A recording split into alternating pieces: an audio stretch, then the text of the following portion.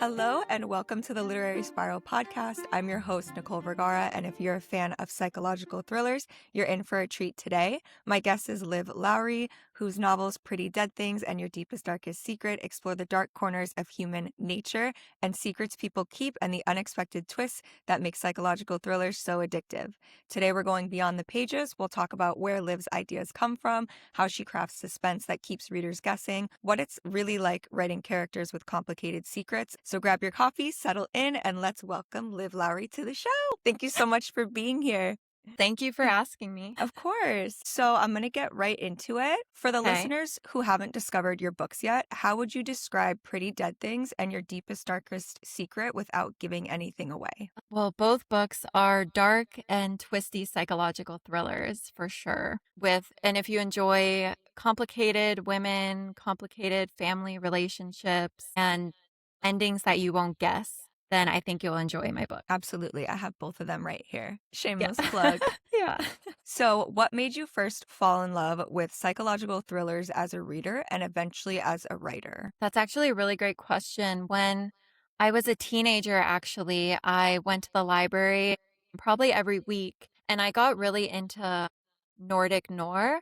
I don't know if you know this genre, but it was very popular back in the day, and it's similar to the thriller genre, like a psychological thriller nowadays. It's just like set in the Nordic region, and I became totally obsessed with that. And then a little later, I got introduced to Ruth Ware. Absolutely love her. fantastic. I know, I love her. Yeah. And I just became obsessed with her. And after that, I was thinking maybe I should try writing my own. So was there a particular book that made you say, I want to do this? Or was it really like the Ruth Ware and... I think after I read The Turn of the Key, that was kind of like a spiritual awakening for me a little bit. After I read that, all I wanted to do was write a thriller, like a gothic psychological thriller. Okay. And where do your ideas usually begin? Is it a character, a twist, or one unsettling what if that won't get out of your head? Sometimes I start with the plot twist and then the story kind of works around that. And then sometimes I will actually think of the setting first. And it's kind of weird, but I will think of somewhere that I would want to set the book, somewhere like with Pretty Dead Things. It's like swampy Florida. I wanted like that Southern Gothic feel. And then with my newest book, I wanted like a really isolated setting. And then I would work the story around that. So you came up with the setting in Pretty Dead Things first, like the Everglades, that kind of thing first? Yes. Is that from your Florida roots? Yeah, because actually I wrote the book I think it was during COVID, and I was not able to visit my family because for people who don't know, I live in Germany and it is a 10-hour, 11-hour flight to Florida. So I was feeling a bit homesick. We couldn't visit. And I felt like when I write a book, I feel like I'm in it. So I wanted to be in Florida. So that's where it came from. That's where the story developed. Yeah. And I can definitely feel as a reader, you get so engulfed in like being in the story too. I know in Pretty Dead Things, it felt like I was in the swampy and the house.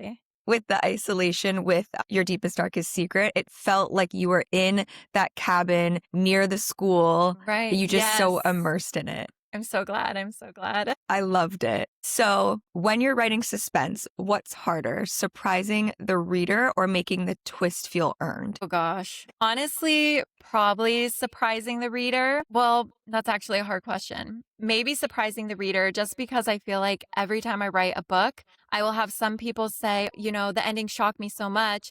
And then I'll have other people be like, oh, I saw that coming from earlier. So it's like, reading is so subjective, and I feel like the same thing applies to plot twists. Some people are just better detectives than others, I guess.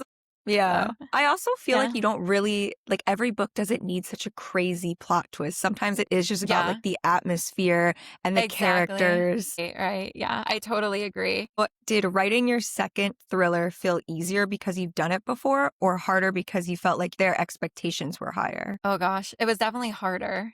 Yeah, because with Pretty Dead Things, I didn't have any readers. So I was writing like purely for myself. And then for Your Deepest Darkest Secret, that was I had readers in my head. Like I was trying to think, how can I make the ending satisfying? How can I make the plot twist feel earned and be shocking to them? So it was a little bit harder because I felt kind of a pressure to make it better than my first one, if that makes sense. Yeah, definitely makes sense. It feels like there's more eyes on you and it's like they're expecting Exactly. more.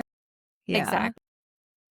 Okay, so secrets seem to play such an important role in your stories. So, what fascinates you about the things people hide from one another? I would say, well, how far people are usually willing to go to keep a secret, and also how that secret, how it affects a person over time.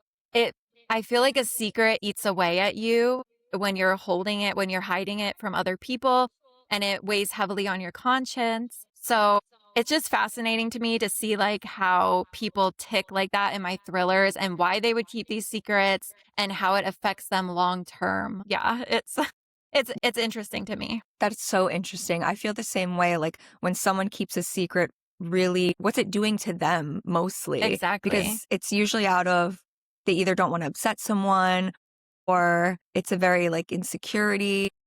Definitely eats away like at you, I feel like. And if it's like a long kept secret and it can be like generational, like maybe the family is keeping, the Yeah. secret. Sure. I feel like in Pretty Dead Things, there was definitely way more secrets, Yeah. as of Yeah, course they're both very suspenseful, but there were so many secrets in Pretty Dead Things. for sure. And that's actually a good example of like a generational Yes. secret, I guess. Yeah, because it's multiple people in the family keeping it. So, yeah. Did you take any inspiration from your own life for Pretty Dead Things? Not out your family or anything. Okay. I would say that I definitely took a little bit inspiration from not really my sisters, but my Okay. mom, not to throw her under the bus. but Yeah. but yeah, for sure. But they say to write what you know. So, and I feel like I think that's the best way to do it too, and how you get the most realistic feeling characters. Yes, So, and how you can express them so e- well if you kind of know. exactly. Yeah. So, without spoilers, is there one scene from either book that stayed with you after you finished writing it? Well, yes. I'm trying to think of how to say this without giving spoilers. I think a scene in the middle of Pretty Dead Things, it's like a very big reveal, stuck with me. It like changes the course of the story and it's very haunting. And that definitely stuck with me. And it's one of my favorite scenes I've written. And for your deepest, darkest secret, I think a scene in it where my main character, Lily, kind of goes crazy with a pair of scissors. Yes, I that was dark. Yeah. That was dark for sure. That's why when we were messaging and you're like, it reads a little bit like YA. And then I got to some of the Yeah. gory stuff and I was like, no, it does not, sister. Yeah, I know. I was Yeah. actually afraid when I was writing. I was like, is this like sounding too young? No, it was But perfect. okay. So, is there a character you've written who surprised you or took on a life of their own? So in both books, I feel in my first book, Pretty Dead Things, Vivian definitely, Yeah. she is like a larger than life character. Yes. But then in Your Deepest, Darkest Secret, I think Clementine. And I actually had a lot of people reach out to me and say Clementine was their favorite character. So I loved her. I loved really, Clementine. I'm Yeah. so glad. I love like the mysterious because it was very dark academia. I love the whole boarding school for girls behaving Yeah, yeah. badly. And then you Yeah, have the little dark one in there. I love it. right. It's one of like my favorite tropes, I think, in any type of I'm thriller. so glad. I really wanted to write a dark academia like style thriller. I just didn't. It actually intimidated me because I felt like I haven't really read a lot of dark academia books. So I was like, how am I going to do this? But I just, Pinterest is great for inspiration. And I was like, a lot of times, like I will create like a mood board or something for my books. Uh, yeah, just compiling basically pictures that I felt like fit the atmosphere and the mood of the book. And then that really helped with the setting. That makes so much sense. I could definitely see a whole mood board for each of them. Like you have the alligators in the swamp, and then you have the abandoned boarding school and the house in the woods. Like that's so true. It helps visualize the whole story. Exactly. And like I said earlier, like write what you know. I feel like the same thing applies for when you're trying to create the atmosphere or the ambiance. Like you can look at the photos and it just really helps you with creating that setting. I think because I live in Miami, so I'm very I, acquainted with the whole alligators and the swampiness. So I right. love any type of book that has that Everglades trope. I love it so Right. much. Like a bayou or just an Everglades. I love it. Me too. And I feel like it's not done enough. That's actually, yeah, especially in the thriller genre, because I feel like I've read a lot of thrillers and not many are set like in a swampy area. So, or even Florida. Yeah, I agree. That's Yeah, why I love it. And it's such an eerie and type of place. Like you can just picture it so vividly. I'm so glad. Yeah. Okay, so what's one misconception people have about writing thrillers? Mm, Probably that it's dark all the time. Like my writing is dark all the time. I feel like with thrillers you also write more like I guess lighter stuff, more like family scenes or scenes between friends. So there's also like some fun stuff in there. It's not like I'm just like I'm writing like murder 24/7. Like Exactly. It has to be some type of character development and things like that to make it like truthful and feel so realistic. exactly. And also, if you are going to put your characters through hell, you want the reader to root for them. And that's only going to happen if they feel like real and the reader spends time with the characters and gets to know them. I feel So, like that's why maybe so many people gravitated towards Clementine because they felt like even though she was very aggressive, it was always for a good cause. and that's something that I really wanted to do for the girls. I wanted the reader to feel like, okay, I'm like in this friend group. Like I know girls like this is my best friend, you know? And then I hoped it would suck them more into the story. I loved it. I'm so glad. So, have you ever researched something and thought, if someone looked at my search history, I'd have some explaining to do? Yeah, all the time. Okay. Yeah. All the time. Yeah. I think I researched for your deepest darkest secret like about like a plastic bag over your head, like Oh my if God. if you will wake up afterwards, if you like are if you pass out and you suffocate with a plastic bag over your head, will you then wake up by yourself afterwards? Just like random stuff like that. My gosh. Does your husband ever get nervous? Yes, for sure. Okay, so let's do some rapid fire. Okay. Coffee or tea while writing? Tea, for sure. Are you a tea drinker? Yes, I love tea. I love matcha. I actually drink a lot of herbal tea. So, Okay, that's nice. yeah. I'm a coffee obsessed. Oh, yeah. Are you a morning writer or a night writer? A night writer, but I kind of have to be because I work around my toddler's schedule. So I kind of I can only write basically when he's napping, when he's sleeping, or on the weekends, like when my husband has off. Okay. I am definitely a night writer. She's a night owl, everyone. Definitely. Hardcover, paperback, or Kindle? Kindle. Yeah. I love Kindle. Me too. It's amazing. I always read on my Kindle. Me too. Even if I buy like a physical book, I'll always try and get it on my Kindle because it's so much easier. It is. And it's just convenient. You can take it everywhere. I seriously put my Kindle in my purse and just take it with me everywhere. Always emotional support Kindle. Exactly. With kids too, it's so much easier when you're laying in bed or they're laying on you. Instead of like flipping through a book, you can just, Exactly. It has like the lighted back yeah, and you can of make the it screen. warm. Yes, exactly. You get me. Yeah. Favorite fictional villain? Amy from Gone Girl. Yes, that's a good one. Yeah, I love a wicked female character. Me too. And there was so many layers to her story and so thought out. I feel like she's not a complete villain. Like I feel like you said there's so many layers to her. I just like the psychology behind her. Yeah, she was great. Interesting, yeah. That was a good one for sure. A thriller everyone should read. The Turn of the Key by Ruth Ware. I actually read that, I think like Oh, really? 4 years ago or something. Yeah, it's an old one, but it's a goodie. I love her early work. Yeah. So good. Yeah. Okay, a book that genuinely surprised you. Oh gosh, that's a hard question. Oh my gosh, maybe the one we read together, Lapfon. Lapvona by Otessa Moshfegh. That was definitely a ride. Yeah, I didn't know what to expect going into that. And I was pleasantly surprised. I really enjoyed it. It was so funny. Whenever I post about that book, it's always people who have read it either loved it or they hate it. They're like, what did I read? Or they're like, this was so good. Yeah, I can definitely see that because it's wild. It, I was not expecting it. I was not expecting that either. And I didn't expect to like it as much as we did. Same. Yeah, I seriously couldn't put it down. And I finished it so fast too. Yeah. I was like reading it in the middle of the day on my Kindle.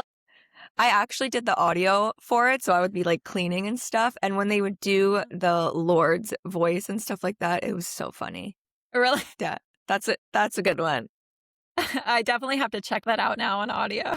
The audio was so good because it brought all those voices, like the medieval village people's voices to life. Okay, I love that. One thriller trope you'll never get tired of. Oh gosh. What is that called again? The unreliable narrator. That's like Amy, essentially, in Yes, Gone Girl. exactly. Yeah. And that was such a big twist too, like right in the middle of the book. Mm-hmm. That was a great book. Yeah, it was. I mean, it's big for a reason. Yeah. I love the movie too. Oh my gosh, me too. I don't usually think that a movie is as good as the book, but I really, really love the movie. Yeah, same. You always like the book is so much better, but I think they did the movie really well too. Totally agree. One thriller trope you're ready to retire. Maybe the husband did it Okay, yeah. because it happens all the time. I mean, you also Yeah. get the unreliable narrator all the time, but But they're a little more twisty, I feel. Like there's so many layers that go into the unreliable narrator. exactly. The husband did it. We can kick that. And that's like every Dateline episode ever. Yeah, we can kick that one out. Yeah. So, do you listen to music while writing or complete silence? Complete silence, or I will listen to like an ambiance video, Mhm. like rain for my second book, Your Deepest, Darkest Secret, because a storm happens in it. I listen to just rain sounds all the time. That's so nice. Who Yeah, doesn't like reading when it's like raining and stuff? So, I figure I writing would know. probably be the same. Yeah, it gets me in the zone. Yeah, So, it's so calming. So nice. So, if you weren't writing thrillers, what genre would you write? mm, probably maybe horror. Yeah. I mean, they're kind of adjacent to each other, but Yeah, there's like such a fine line on something that can teeter from psychological thriller to horror. right, right. And yeah, I love reading the horror genre. It's definitely one of my favorites. So I think I would definitely do that or maybe romantic suspense. I'm not really sure. Something that is adjacent to the thriller genre for sure. Yeah. Yeah, there's like a big umbrella, I guess, under what could even fit into the genre. Yes, exactly. So, what's next for you? Is there anything you can tease about any upcoming projects? I know you told me a little bit. Yeah, I actually don't know how much I can share. I would say, well, I can share that my next book is a witchy style thriller. And it will have like some cult elements to it, some culty. I love a cult thriller. So Me too. good. I'm so excited that you're going that route too. That's going to be such a good one. It's so much fun to write too. Have you started writing it? I'm more in the editing process right now. So Oh my God, that's so exciting. yeah. So yeah, I'm really excited for it. Okay, and when someone closes one of your books for the very last time, what do you hope stays with them after they've turned the final page? The ending probably. I would say, well, when I was younger, I wanted to be a writer because when I would finish a book, and it's a good book, I would get covered in chills, like from head to toe. And I used to think, oh, I want to give readers that feeling one day. I want them to read my book and then get to the end and be just like, get chills and be like, oh, that was such a good final line. That was such a good climax. And so that's what I really hope sticks with readers. I love it. I know definitely for Your Deepest, Darkest Secret, I closed it and I was like, I need to talk about this. I'm glad. Yeah. That's definitely what I try to do is I want people to talk. I want, with books and art in general, you want to create discussion around it and about the themes in the book, the characters, everything that happens. And I think that's so important. And that's really what I aim to every time I start a new book is something that's going to create discussion. Do you think book talk and the social media book community has helped your books? Yes. Yeah. Massively, yeah. So I'm self-published and I don't run Amazon ads or Facebook ads. So I rely solely on influencers and book talk and Bookstagram. And so I post basically every single day on book talk and just putting the same kind of videos out, the hook about my book and getting in contact with influencers and just trying to push them as much as possible. And I feel like the landscape, like the publishing landscape, has changed so much over the past few years. And a lot of it has gravitated towards book talk and Bookstagram. And, the readers are there and they're searching for their next read. And, if you are selling your book, even a traditionally published author, you have to be on Book Talk and Bookstagram and showing up and getting your book out there as much as possible. And this is truly like the best way to do it. Yeah, I feel like book talk has just started this whole new wave for Yes. publishing, like you said too, and authors to get their books out into just so many different hands as opposed to someone just walking in a bookstore, picking it up and maybe leaving it a review or something. Book talk has definitely started a new wave. Yeah, it's like a revolution almost. It's a totally different and so many like so many people who have never read books before will go on to Book Talk and Bookstagram. And it's just like it's creating this whole new wave of readers too. So it's a very powerful engine. Yes, it's so nice to see people being like, I just started reading this year and they're posting on Book Talk and they're excited for Yes. books. And it's also just connected authors with so many readers and readers with authors. Exactly. And that's another thing is I do feel very close to my readers because they will message me as they're reading my book. And I will get messages on Book Talk or Bookstagram, Instagram or TikTok. And I always respond to everyone who reaches out about my books. And it's just a nice way. It feels very personal. And I just like to see like in real time what people are thinking as they're reading my book. So it's really nice. That has to be so like euphoric as putting out a Yeah. book and then seeing what people think about it in real time rather than Yeah. before just kind of seeing the numbers.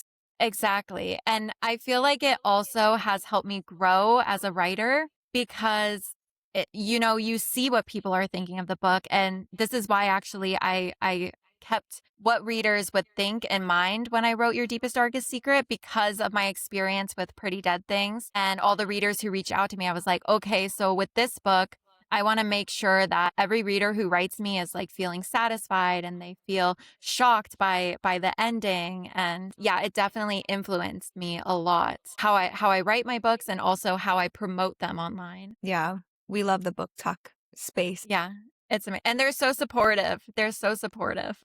Yes, I feel like the readers and the authors, they're all just so supportive of each other. And it's such a nice community. Yeah, everyone is so nice, so Yeah. kind. All the influencers also with indie authors specifically just so kind and supporting us because obviously we don't have the same marketing capabilities as larger publishing houses. So and just to have like this engine behind you and people who believe in your dream as much as you do. Everyone who I have spoken to is like, you can do it. We're behind you. They make posts for me. They share my book. They recommend it to family and friends. It's just like, it's incredible. And it's such an amazing feeling that it's just such a supportive community. Yeah, I love that. Okay, so I have a few more questions, little bonus questions. What's the best compliment a reader has ever given you? That they basically forgot to do anything else while reading and which I kind of feel guilty about. That's such a good one, ignoring all responsibilities Yes, because the book is that good. exactly. It feels very special. Yeah. Have you ever had to cut a twist you absolutely loved from one of your books? Yes, but mainly because I felt like it wasn't working. And I am a pantser, which is like you don't plot, you just like write. And like I write for fun. So like I don't know what is happening either in the story. I'm just like, I need something exciting to happen like the whole time I'm writing. Like, I don't know how to explain it, but it's basically like reading, but it's me writing the book. I'm discovering what happens along the way. Like I have a very like rough idea kind of where I want to take the story, but I don't know like certain, like nothing is set in stone. So sometimes I will have a twist that I come up with. And then when I get to the end or when I go back to edit and I reread, I'm like, no, that's not working. And then I cut it. So do you outline it all, or are you just kind of writing what comes to you in the moment? Writing what comes to me in the moment, like fully like in the zone. Either it's quiet or I will have like a ambiance video playing. And then I will just be writing and like picturing it inside my head as I'm going. Yeah. Have readers ever predicted one of your endings? Definitely, but not everyone, thank goodness. Yeah. I think that's going to happen because especially when you read a lot of thriller books, you get better at guessing. So I was not ready for all of those twists at the end of your deepest, darkest. It was like, okay, epilogue, and then another twist, and then another twist, and another twist. It was crazy. This is also like what happens when you write and you don't know what the plot is going to be and you like write for entertainment. That's what happens. You're like, oh, this could happen and this could happen. So, do your family and friends get nervous when they recognize parts of themselves in your characters? Actually, my mom read the beginning of Pretty Dead Things and she read the first line, which is, I want to strangle my mother. And she was like, is this about me? Oh my God. What did you say? I was like, no. Of course not. What's one thing you've learned about human nature from writing thrillers? I would say probably how we persevere because even like in the hardest circumstances and when we're at our lowest, we still manage to fight and, we're fighters and we come out okay in the end. Resilient. Yes, exactly. If you could have dinner with any thriller author, living or dead, who would it be? Oh my gosh. There's so many. Tell us, all of them. Riley Sager and Ruth Ware, because I feel like those two, they inspire me so much and you can like see the parallels in my own writing. I feel like I use them kind of as my book inspiration or my writing inspiration and I love everything they write. So for sure would be interesting to sit down with them and have a chat. So we better DM Riley Sager and Ruth Ware and tell them. Yeah. Well, thank you so much for coming on, Liv. I really appreciate it. Yeah, thank you so much. I'm so honored to be here. Thank you.